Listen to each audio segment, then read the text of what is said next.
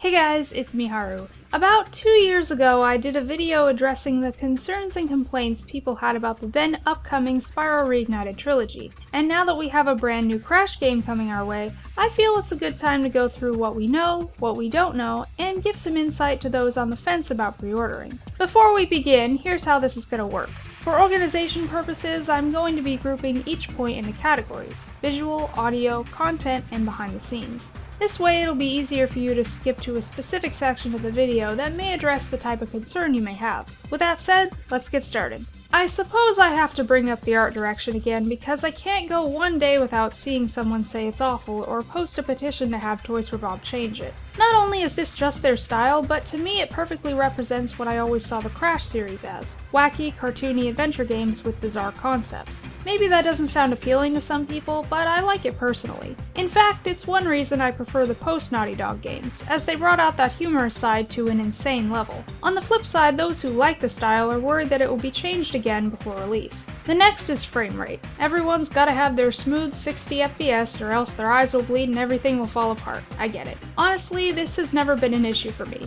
Unless the frame rate looks so choppy to the point where the game is unplayable, I've never once cared whether something plays in 30 or 60 FPS. In fact, when something is too smooth, I think that looks even weirder, like the way soap operas look. That almost makes me sick. I also don't mind motion blur because I'm usually focused on the character and not the background. I guess my eyes are just too adjusted to things like that. To my knowledge, Josh Mansell will not be returning to compose for It's About Time, which has some people understandably disappointed and worried that the soundtrack will end up being generic and unmemorable. And because it's a new game, we really have no idea what kind of direction the music will take. Will it be softer jungly beats, or something more akin to Skylanders, which if I'm being honest, does have some pretty good tracks. Despite Lex Lang confirming his return as Cortex, many people have voiced their concern over a change in cast. We don't really have much to go on regarding that besides the fact that Debbie Derryberry herself has yet to say anything, though by the time this video is up that may have changed. And from the one word we heard from Coco in the trailer, it didn't sound like her. 3.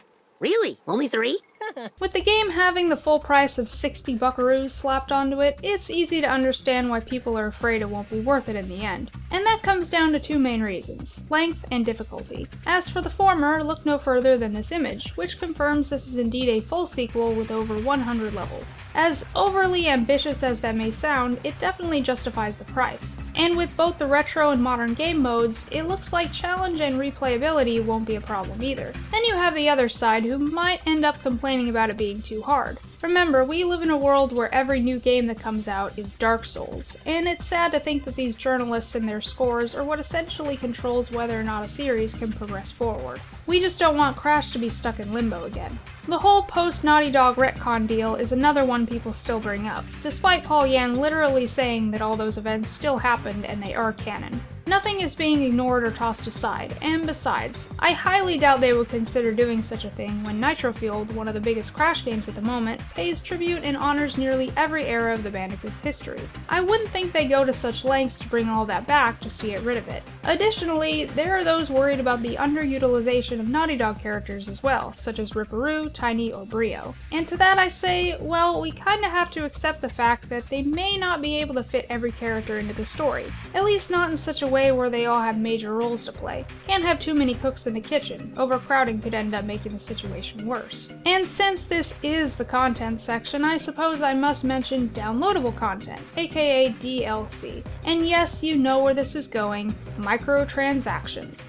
Luckily, we got confirmation from Toys for Bob that there are none, so you can all rest easy. With any new game that promises to give us an amazing experience, it's no surprise that fans fear rushed production, which could result in a buggy, borderline unplayable mess that would contribute even more to those low review scores. The actual release date revealed to be a full week earlier than we had thought previously from leaks was actually quite shocking. Nowadays it seems more games tend to get delayed more than anything, and even in doing so, there's still no guarantee the final product will be completely without flaws. And then we come to our final concern, which is that the game may not come to Switch or PC. Remember, the N. Sane Trilogy had PlayStation exclusivity for a year before being ported to other consoles, so I'm willing to bet the same thing is happening here. There's always hope, no matter how long the wait may seem. That's gonna do it for this video, guys. Let me know what your biggest fears or concerns are in the comments below. As always, don't forget to subscribe and follow me on all my social medias, and I will see you next time. Until then, this is Miharu, signing off.